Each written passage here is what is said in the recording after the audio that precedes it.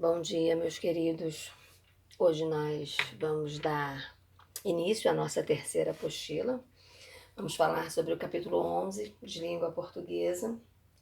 Vamos continuar estudando de casa. Sei que não é fácil, mas vamos continuar cuidando da nossa saúde de casa e estudando, tá certo? Por isso, gente, que é tão importante, se vocês tiverem alguma dificuldade, após assistir às videoaulas, não só as minhas, mas as de todos os outros professores, teve dificuldade, assistiu a videoaula, não conseguiu entender muito bem aquele assunto, entre em contato com o seu professor, né? Temos o WhatsApp, temos a plataforma, temos o plantão de dúvidas. Então, assistiu, não entendeu, ficou com alguma dúvida, tentou fazer a atividade, ficou ali, achou complicado, ficou enrolado na hora de realizar as atividades, entre em contato com o seu professor, tá certo? Para que essas dúvidas não fiquem acumulando, ok? Bom, então vamos lá. Nós vamos continuar falando sobre o processo de formação das palavras. Só que hoje nós vamos falar sobre composição e outros processos que podem acontecer durante a formação de uma palavra, tá certo? Então vamos lá.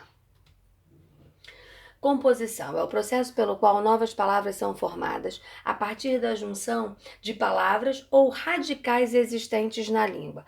Pode ocorrer por justaposição ou por aglutinação. Então vamos entender como ocorre cada um desses processos. É bem simples. Eu sugiro que você esteja com a sua apostila em mãos para que você vá acompanhando, fazendo as suas observações, se você achar necessário, ou, se você achar melhor, no seu próprio caderno, né? Fazendo essas observações para que você depois, se tiver alguma dúvida, você sabe onde vai pesquisar. Então vamos lá. Composição por justaposição. Ocorre quando os elementos da composição não sofrem alteração fonética ou gráfica. Então, isso significa o quê? Que você vai pegar palavras para dar origem a uma outra palavra. Só que quando você faz essa junção, quando você faz essa composição, nada acontece. O que é esse nada acontece? Não vai sofrer nenhuma alteração fonética ou gráfica. Olha o exemplo que eu coloquei ali. Eu peguei a palavra couve e peguei a palavra flor. Olha a palavra que eu formei, couve e flor. Houve alguma modificação nesse novo vocábulo que eu formei? Não. Então eu tenho uma composição por justaposição. Simples assim, ok? Não teve alteração fonética ou gráfica, composição por justaposição. Agora, olha o que vai acontecer com a aglutinação, que é o outro processo formado por composição.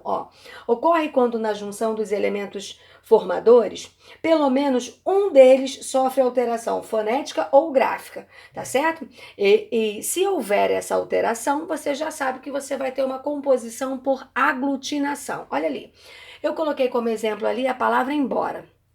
Só que olha como ela é formada. Olha os outros vocábulos que eu peguei. Em, boa, hora.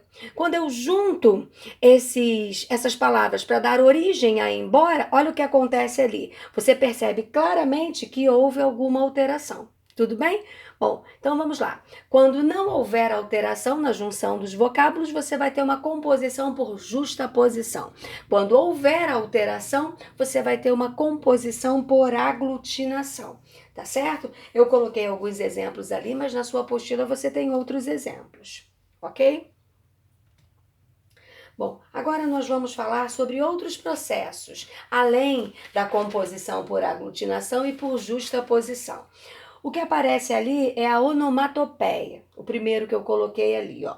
O processo onomatopaico é decorrente da criação de palavras com as quais se pretende imitar sons produzidos em variados contextos. Olha lá, era grande o zum zum que dominava a sala. Esse zum zum ali, eu estou o quê?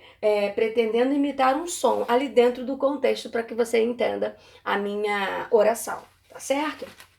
Bom, aí a gente tem uma outra possibilidade ali, ó, que é a abreviação. Esse processo consiste na criação de uma palavra por meio da redução de um vocábulo original, com o corte de elementos significativos. Olha ali, a palavra é motocicleta, mas o que nós normalmente falamos? Moto. né? Ninguém diz assim, eu comprei uma motocicleta. Não, né? Nós usamos essa abreviação. E alguém se confunde, mas o que é moto? Não, é comum, é uma abreviação que é feita e nós identificamos que palavra é essa, ok? Bom, aí nós temos uma outra possibilidade ali, que é a reduplicação. Esse processo consiste na criação de palavras com a repetição de sons iguais ou semelhantes. Ele forma onomatopeias e ou palavras de acentuada carga afetiva. Olha lá, ping-pong e mamãe, tá certo? Bom, aí temos ainda ali mais uma possibilidade, que é a sigla, que eu tenho certeza que vocês também vão entender sem problemas, porque é simples.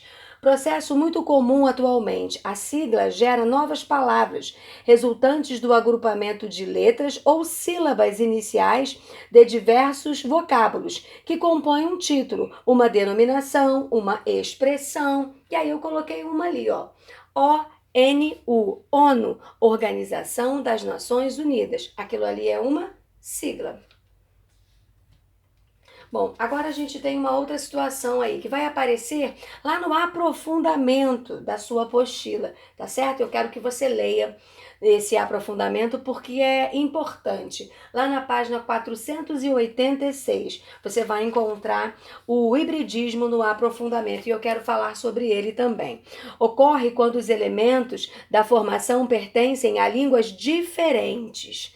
Olha lá, monocultura. Mono vem do grego. Esse pedacinho tem origem grega. E cultura vem do latim. Então eu juntei pedacinhos ali de origens diferentes. Então sempre que isso acontecer, hibridismo, tá certo?